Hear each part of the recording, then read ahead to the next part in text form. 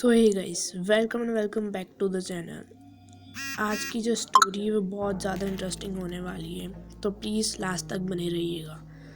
And start करते हैं अपनी स्टोरी को। Let's start. रात का एक समय था। गांव के एक छोटे से घर में सोना नाम की लड़की दोस्तों के साथ बैठी थी। वे सभी बहुत ही उत्साहित थे क्योंकि वे आज रात को ब्लडी मैरी को बुलाने की योजना बना रहे थे।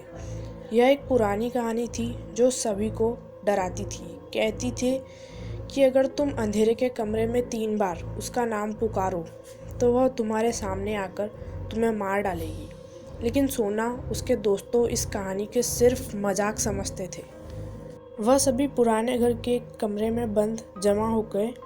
कमरे का दरवाज़ा बंद था और बाहर बारिश हो रही थी जो माहौल को और भी डरावना बना रही थी। एक दीवार पर जलते हुए मोमबत्ती कमरे की रोशनी में झलक रही थी।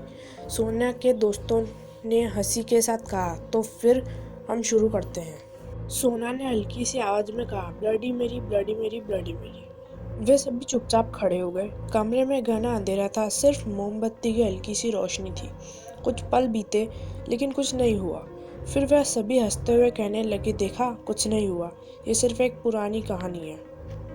लेकिन अचानक एक तेज हवा आई, जैसे कोई दरवाजे को जोर से खटखटाने की कोशिश कर रहा है। सभी डर के मारे कांपने लगे। सोना ने कमरे के कोने में देखा, वहाँ कुछ था। एक साया सी आकृति दीवार के पास खड़ी थी। क्या वह? सोना ने डरते हुए पूछा।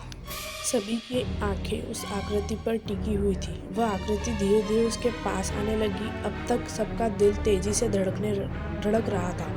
किसी ने भी कुछ बोलने की हिम्मत नहीं की। आकृति नज़दीक आकर उसके सामने खड़ी हो गई। उसकी आंखों में खून लाल थी और चेहरा पूरी तरह सख्त था। उसके चेहरे से खौफनाक मुस्कुराहट फैली हुई थी।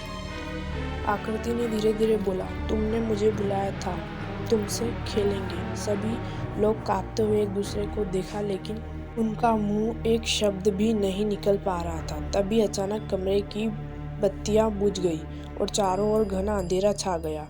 कुछ ही क्षणों में डरावनी सी चीख सुनाई दी, फिर सब कुछ शांत हो गया।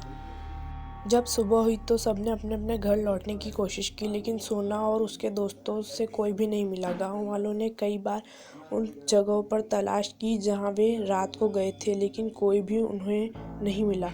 जो शख्स आखिरी बार सोना को देखने कर गया था, वह कहता था कि सोना की आंखों में खून के निशान थे और उसका चेहरा बिल्कुल सफ़ेद था। आखिरकार लोगों ने मान लिया कि ब्लडी मैरी ने अपनी मर्जी पूरी कर ली थी और अब सोना उसके दोस्तों को हमेशा के लिए गुम कर दिया था। आज भी उस पुराने घर में रात के समय किसी लड़की ने चीखने की आवाज़ सुनाई देती है। कुछ कहते हैं कि ब्लडी मैरी फिर से किसी को अपना शिकार बनाने आई है। सो दोस्तों, आपको ये वीडियो कैसी लगी? प्लीज़ अगर अच्छी लगी हो तो लाइक करना एंड चैनल को सब्सक्राइब करना। Thanks for watching.